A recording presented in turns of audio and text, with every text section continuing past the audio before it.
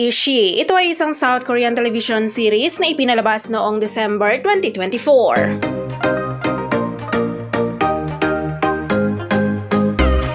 Ishi ay isang fantasy drama na naglalarawan sa kwento ni Oh Malson, isang 60 anyos na lola na biglang naging 20 anyos na si Oh Dori at muling nasiyahan sa kanyang nagniningning na kapanahunan.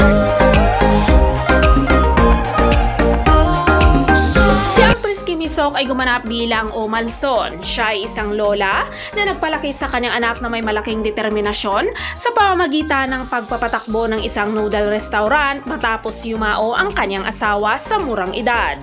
Si Malson ay umalis sa bahay matapos makipagtalo sa kanyang anak na si Ji-seok ay hindi sinasadyang bumalik sa kanyang hitsura 50 taon na ang nakakaraan at nagpupumilit na tuparin ang kanyang pangarap na maging isang mang-aawit na hindi niya naabot sa kanyang kabataan.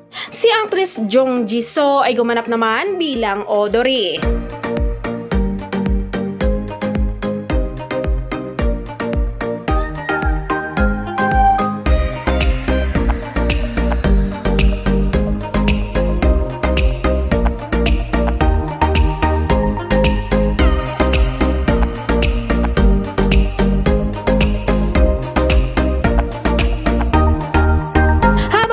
Jung Jin-young naman ay gumanap bilang Daniel Han.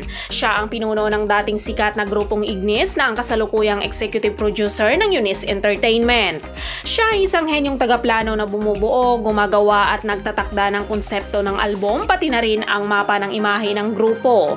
Habang siya ay nasa maayos na landas bilang executive producer, nabaliktad ang kanyang buhay nang makilala niya si Dorin na may sekreto.